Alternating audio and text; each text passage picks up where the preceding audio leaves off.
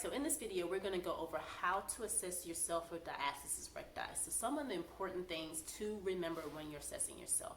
You want to feel between your sternum, which is your chest bone, down to here.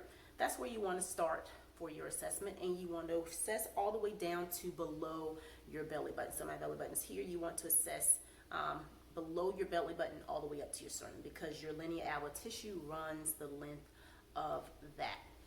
All right, what you're going to be using is your fingers. All right, and so most of the time I tell most women to start with just 3 fingers, because if your gap is at least 2.5 fingers or more, then you are considered to have diastasis recti. So you want to start with using your fingers.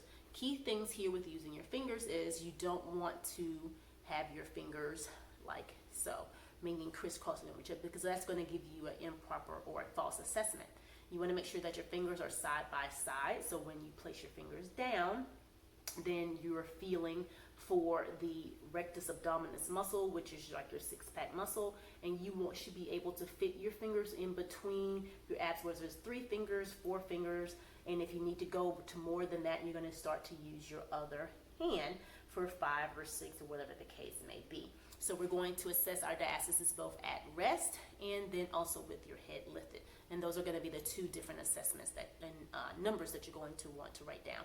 We're going to do above the belly button, at the level of the belly button, and then also below, again using our fingers. So let's go ahead and write down.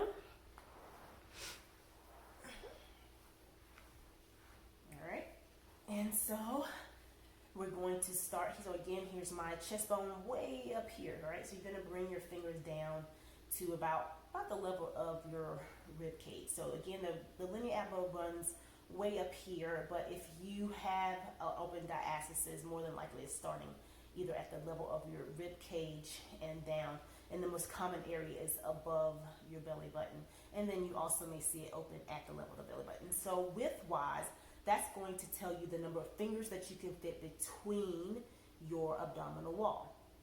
So you're going to feel for your rectus abdominis muscle. It's going to feel like a muscle, right? Just like you feel like your bicep here, you're going to feel for that muscle. That muscle is going to drop down, and that's where your gap begins, all right? So you're going to place 1 finger there, all right? One of the most common thing people do is once they find it, they want to keep poking around and moving around. Try not to do that. Once you find that spot where your rectus abdominis drop down and you find going to the gap, place your finger there. Then you want to continue to add fingers until you feel your abdominal wall. 3 fingers, 4 fingers, whatever the case may be. All right, and you want to just keep adding those fingers until you feel the other side of the other muscle. Then you want to record that number. That is going to be your at rest, meaning no head lifted, above belly button width. Then you want to then lift your head up. When you're lifting your head up, you don't want to do a full crunch. You shouldn't feel a big strain in your neck. You should simply feel your head lifting up. And again, now we're seeing, does that gap reduce with your head lifted? All right, so again, you may be able to fit 2 fingers, 3 fingers, however many case fingers. And again, if you go to 5 or 6, then have those fingers there. And you want to keep those fingers there. And then you want to lift your head up ever so slightly. And then record the number of fingers you can then fit in between those abs. Now, if you have a difficult time finding your abs when you're at rest, you can simply lift your head up for just a second and then bring it back down, and you should be able to feel those muscles a little bit more. All right? And again, you don't want to record like this, because that's going to give you a false assessment. So then you have your numbers for above the belly button. You're going to repeat the same thing at the level of the belly button and then also below. So again, you're going to start with your head rested down. You're going to record the number of fingers that you can place at rest width-wise, and then when you're ready to assess for depth, just 1 finger is enough.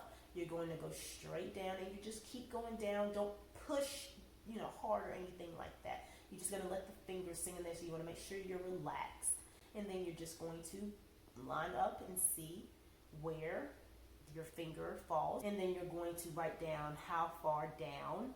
Is it nail bed depth? Is it to the first knuckle on your finger. Is it halfway, 1.5, or 1 3/4, 2 knuckles, 3 knuckles, and so on, all right? And you want to assess how deep that finger is going into your tissue, all right?